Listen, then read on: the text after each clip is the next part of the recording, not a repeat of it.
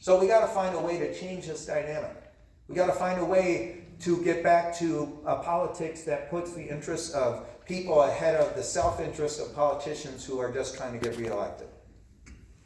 So let me talk a little bit about what our party values are. Let me start with healthcare. Our party believes that no person in this country should go without healthcare. That it is a right, it is not a privilege, and that we need to get to a place where there's universal health care in this country. I believe personally, I have for many years, in single payer. I think there's a path forward on health care around Medicare for all. I think is the easiest way to do it. But we need to get, and you'll hear from Rose in a second about this issue, we need to get to a place where we acknowledge that it's not a privilege. It's a right. And too many people are going without health care in this country. And in rural parts of this country, it's even more acute, where you have so few healthcare providers and clinics that are closing up that people are having to drive hundreds of miles just for preventative care. What does that say from a moral perspective? Your zip code should not determine whether or not you can get healthcare access. That's what we're doing in this country right now. That is wrong.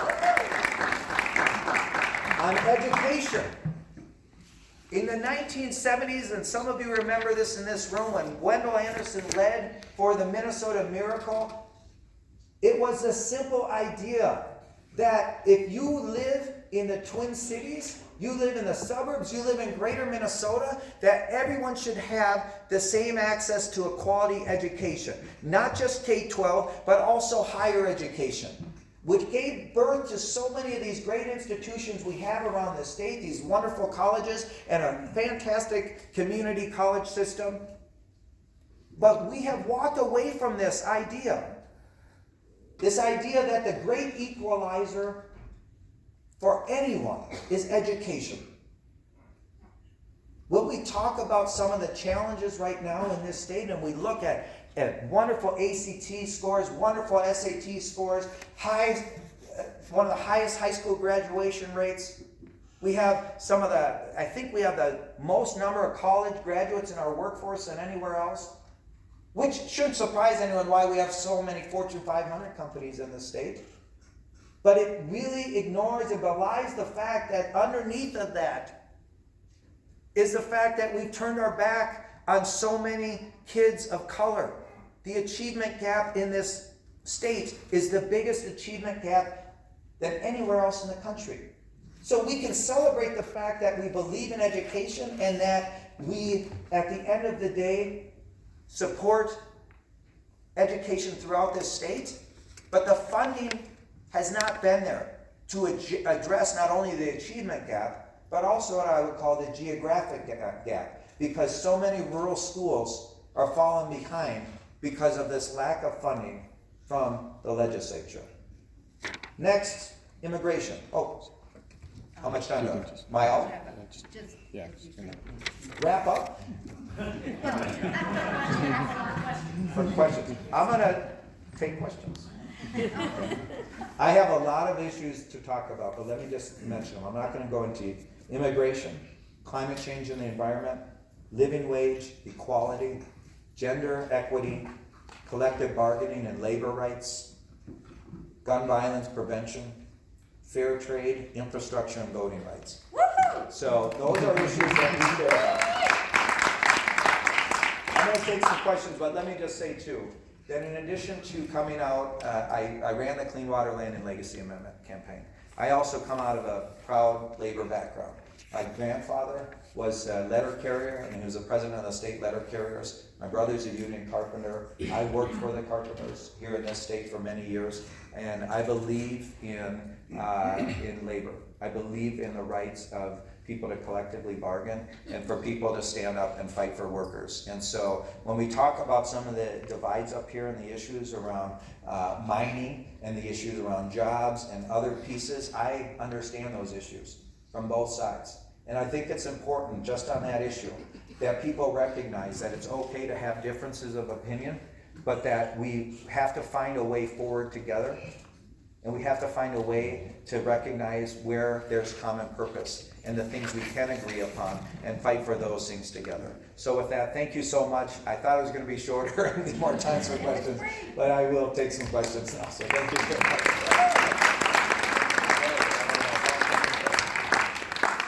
Yes. Yeah. George, Please stand up. Please stand up and talk loudly, please. you talked about where the Democratic Farmer Labor Party. What we saw in the last election, farmers abandoned the Democrats and went to the Republicans. We see in the mines and on construction sites, so many hard hats with Trump stickers. I'd like to know what the Democratic Farmer Labor Party is doing to get those constituents back into the party. Well, first, I appreciate the question, but I reject the premise because we haven't seen a wholesale abandonment of the party from farmers or laborers. But let me just say this. We know, particularly within the trades, for instance, that there are a number of people. My brother is an example, right? Union carpenter, and he voted for Trump in 16.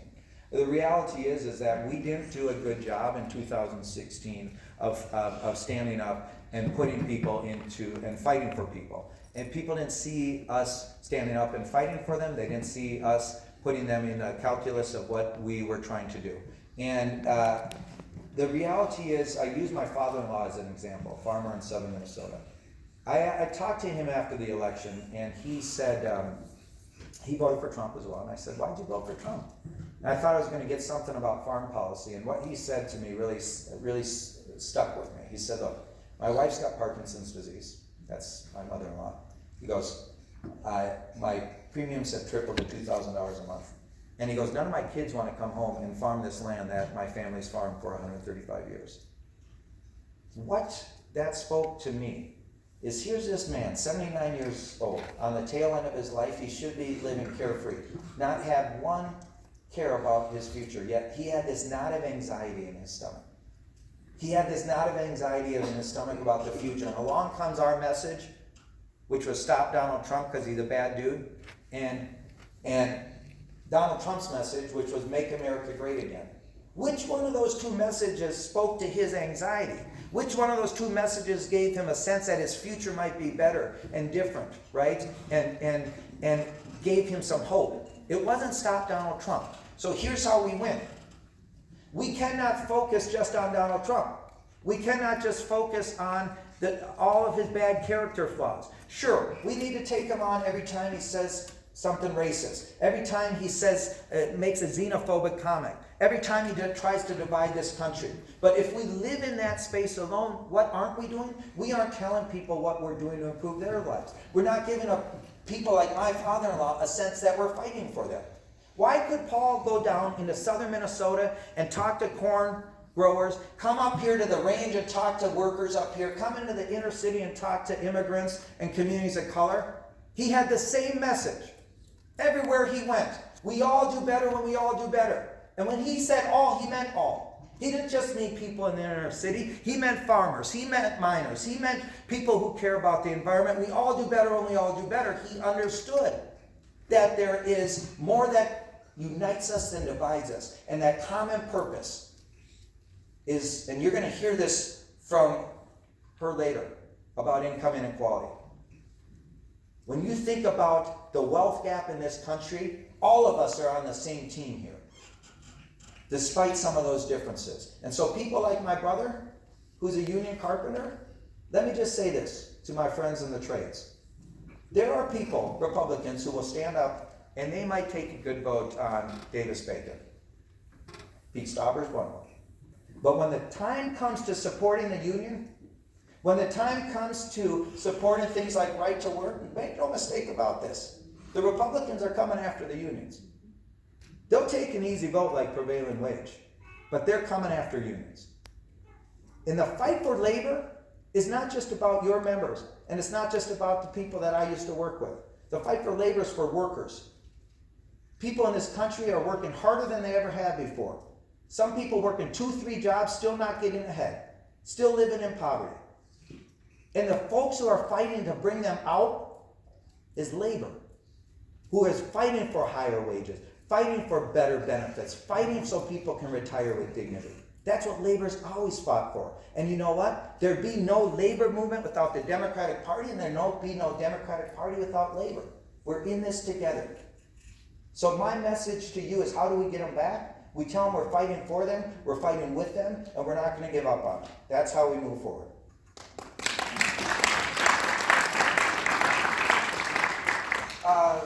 Right back there. Yep. Fine. Yes, thank you for coming. I have a lot to say to you and not a lot of time. When my husband and I moved up into the range, Eagle's Nest, right between Tower and Ely, in '04. We raised our family in St. Paul. My grandparents were Republicans, but they were not Donald Trump Republicans, and they nurtured me.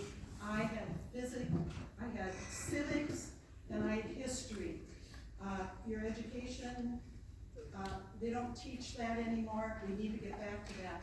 But coming up here from St. Paul and being active at our caucus in Eagle's Nest and the Democratic Party up here, and visiting with the DFL, our representatives in the Minnesota legislature and Senate, was not the experience that we have in St. Paul. And it continues not to be the experience. We've been to local conventions and district conventions, and we were not treated with civil conversation.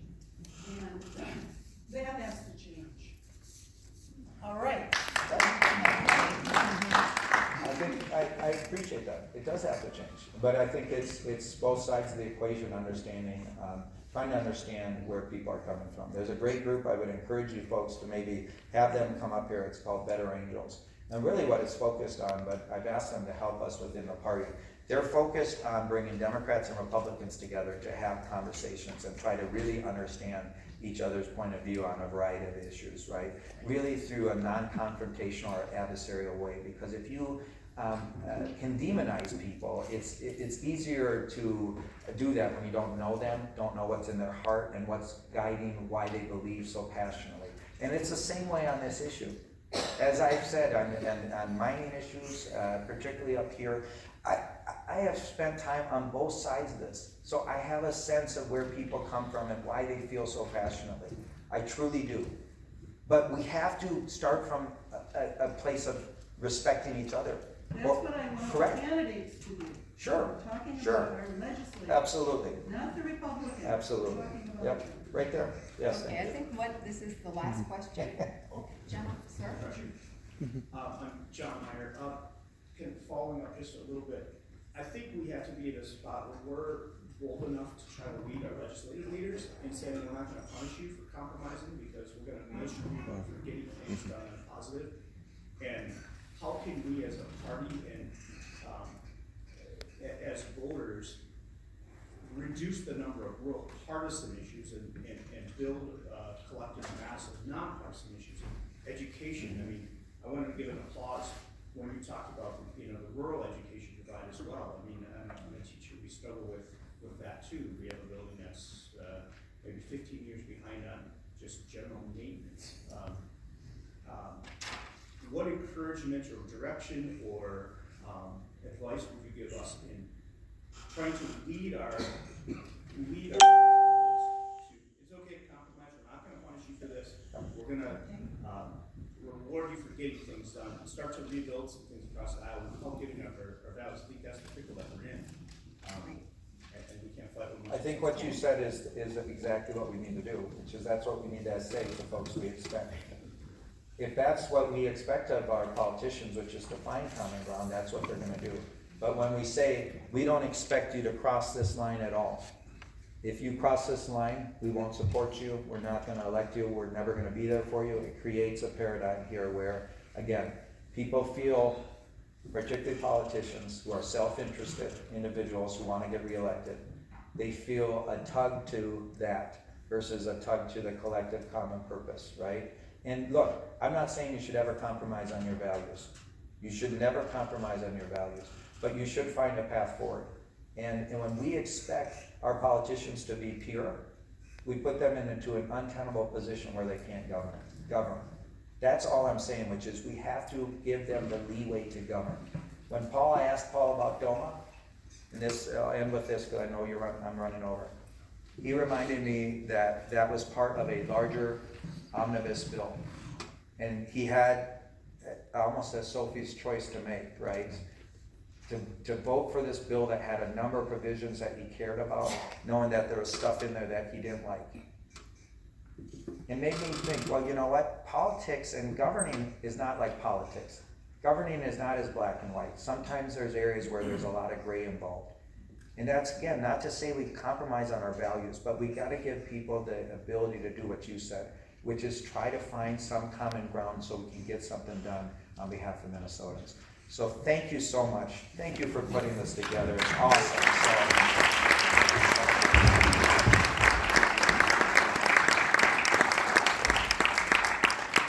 Please accept this little gift on behalf Thank you. of all of us north of the divide, and we thank you so, Yeah. so much. Thank you. I'll be back here. Thank you so Thank much. you. Bill, yeah. I'm Bill Rizzo, so I've been a union member all my life.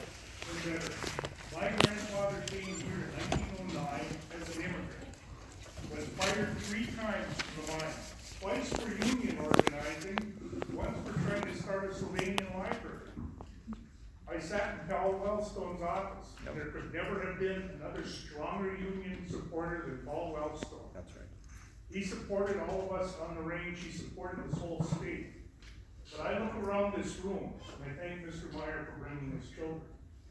But I don't see too many of the young workers in this room right now. I see most people here that are retired or near the end of their working career, that rely on Social Security or Medicare, or a union pension, which if some of these people keep voting Republican, which I know there's a lot of people that are working people in the trades, in the mines, that voted Republican, that are shooting themselves in the foot. That's right. My wife is an AFSCME member. She got a letter the other day from an outfit in Chicago for these people that are against paying union dues, that they can go back to the union and Right. try to reclaim 5 years of their union dues. Bill, we no, listen, Bill, Mr. Urza, we so appreciate what you are saying, and we will have another forum on unions and jobs, I promise you. And, right, we don't need union busting. Yes, thank you so much. And Ken, thank you on that note.